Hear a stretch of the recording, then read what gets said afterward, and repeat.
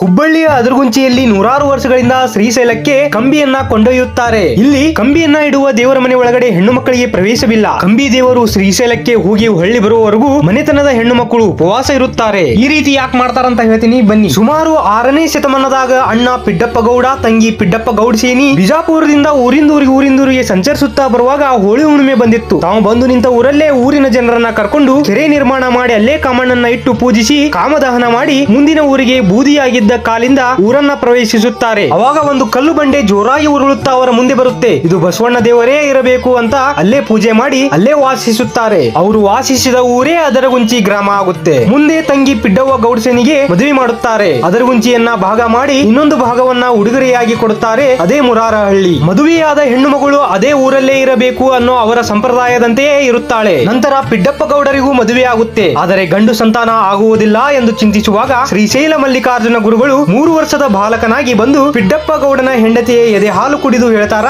ನಾ ಬಂದ ಈ ದೇವರ ಮನೆ ಒಳಗ ಇನ್ಮುಂದ ಹೆಣ್ಮಕ್ಳು ಪ್ರವೇಶಿಸಬಾರದು ಅಂತ. ಅಂದಿನಿಂದ ಇಲ್ಲಿವರೆಗೂ ಹೆಣ್ಣು ಮಕ್ಕಳು ಈ ದೇವರ ಮನೆಗೆ ಬರುವುದಿಲ್ಲ. ಹೀಗೆ ಈ ಪವಾಡವನ್ನ ಕಂಡ ಹಿರೇಗೌಡರ ಮನೆತನ ಕಾನಗೌಡರ ಮನೆತನದವರು ಪ್ರತಿ 2 ವರ್ಷಕ್ಕೊಮ್ಮೆ ಕಂಬಿಯನ್ನ ಪೂಜಿಸಿ ಡೊಳ್ಳು ವಾದ್ಯ ಮೇಳಗಳೊಂದಿಗೆ ಶ್ರೀಶೈಲ ಮಲ್ಲಿಕಾರ್ಜುನನ ಒಡಪುಗಳನ್ನ ಹೇಳುತ್ತಾ ಓಣಿಗಳ ನಡುವೆ ಮನೆಗಳಿಗೆ ಹೋಗಿ ಪೂಜೆಗಳನ್ನ ಸಲ್ಲಿಸಿ ಆ ದಿನ ಹಿರೇಮಠದ ಸ್ವಾಮಿಗಳ ಮನೆಯಲ್ಲಿ ಇಟ್ಟು ಪೂಜಿಸಿ ನಂತರ ಹೋಳಿ ಹುಣ್ಣಿಮೆಯ ದಿನ ಶ್ರೀಶೈಲಕ್ಕೆ ಕೊಂಡೊಯ್ಯುತ್ತಾರೆ. ಮರಳಿ ಯುಗಾದಿಯ ನಂತರ ಬರುತ್ತಾರೆ. ಹೀಗೆ ಕಂಬಿ ದೇವರು ಬರುವವರೆಗೂ ಮನೆತನದ ಹೆಣ್ಣು ಮಕ್ಕಳು ಉಪವಾಸ ಇರುವುದು ಇಲ್ಲಿನ ಸಂಪ್ರದಾಯ. ಹೀಗೆ ಹಳೆಯ ಇತಿಹಾಸಗಳನ್ನ ಸಂಪ್ರದಾಯಗಳನ್ನ ತಿಳಿಯಲು ಹೊರಟವನ ನಡೆ ನಿಮ್ಮ ಊರಿನ ಕಡೆ. ನಿಮ್ಮ ಊರಿನ ಹೆಸರನ್ನ ಅಲ್ಲಿನ ವಿಶೇಷತೆಯನ್ನ ಕಮೆಂಟ್ ಮಾಡಿ.